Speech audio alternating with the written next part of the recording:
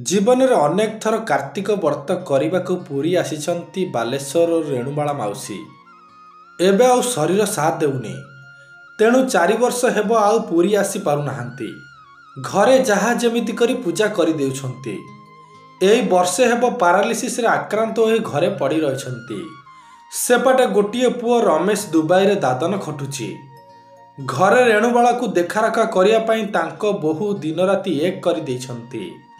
से बहुत नुहे पूरा झील परी रेणुबाला देखारखा करती। आउ ए 3 वर्ष होला रेणुबाला नातीटीए होईछि। श्रद्धारे ता नाटी रखिछंती जगा।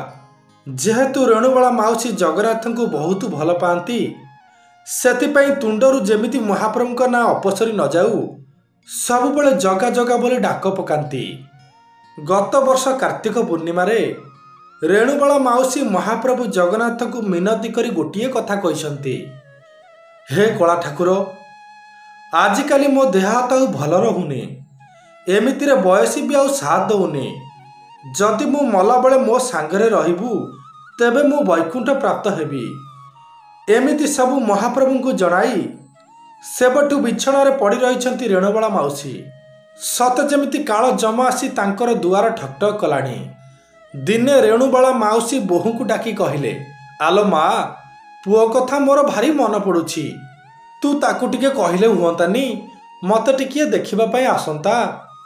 एमितिरे मोर जीवा समय आसीगलानी, टिके देखिदेले शांति रे मरी पारंती। एमिति सुनी तुरंत बोहू जाई रमेश को फोन करी सबु कथा जणाइले। सेउटू रमेश वीडियो कॉलिंग करी माँ सहित कथा हेबाकू लागिले। माटी खने खने कहूथांती, पुअरे तू तो विदेश जाइछु जे जाइछु, फेरिबार ना नेउनु, टिके घर को आसी मते टिके शेष थर कला ठाकुर पाखकू नहीं जातुनी। यह शुणी रमेश कहले, माँ तोर देह भल नाही, केमिति जीवु कहलु? मु एई थर गाँ को गले तते पूरी निश्चय नहीं जीवी। सेउटू माँ कहले, पुअरे मो पाखरे आ बेसी समय नाही, एई देखुनु काल आसी मो दुआर पाखरे पहुँचलानी, बेसी हेले 2 दिन आ बचिब कि नाही। पुअरे तू टिके कला ठाकुर को मो पाखकू नहीं आसंतुनी। माँ को ठारू एमिति सुनी रमेश कांदी कांदी कहबाकू लागिले, माँ तू जमा व्यस्त होना, से कला ठाकुर को मनरू डाक, से निश्चय तो कथा सुनिबे। एमिति कही फोन टी काटिदे रमेश। फोन टी काटिदेले सिना सेपटे आखिरु झरी पड़ुଥାଏ धार धार लुह। आउ से लुह बरा आखिर लुहरे ओठरे चापी महाप्रभु को कहबाकू लागिले, हे महाबाहु मोर ए दुर्भाग्य कथा मु काहाकू कहि पारुनी, तुम इच्छा जहा थिबो सेया ही हेबो, तुमे चाहिले सबु असंभव संभव होई परिबो। रमेश एतिकी महाप्रभु जगन्नाथ को जणाई तांको कामरे लागी पड़िले। आउ ता पर दिन घटीगला बहुत बड़ चमत्कार। रमेश को घर आगे लागिला गोटिए धला रंगर कार। आउ से कार भितर 2 जण ब्राह्मण बाहरी आसी रमेश को अगणा भितर को गले। आउ सेठी रमेश को स्त्री को देखी कहले, अरे माँ तू रेणुबालार बोहू तो? सेठू बोहूटी कहला, हाँ आज्ञा, किंतु आपण किए मु चिन्हि पारिलिनी आज्ञा। तापरे सेमाने कहले, मारे तू आमको जानिनु, रेणुबाला आमको जानिछि। से 4 वर्ष पूर्वे महाप्रभु को चतुर्थ मूर्तिटी नेबा पाई बहिना देई आसीथिला, टिके ताकू डाकी दे, मूर्तिटी देई चली जीवु। सेउटू बहुटी सासु विषय रे सबु कथा कहला। एहा सुनी ब्राह्मण द्वय कहले, हौ माँ तू गोटे काम कर, तू जा धुआ लुगा टिके पिंधिकी पळेई आस, तापरे मूर्तिटी नहीं जीवु, आमे एठारु चली जीवु। मूर्तिटी को नहीं बहु माँ रेणुबाला माउसी शोइथिबा रूम रे एक टेबुल ऊपर रखिदेले।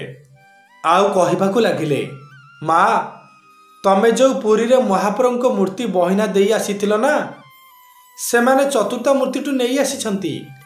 सेउटू रेणुबाला माउसी टिकिए आखि खोली कहबाकू लागिले, मारे मु तो काहाकू किछि बहिना देई नथिली। एहा सुनी बहुटी आश्चर्य होइगला।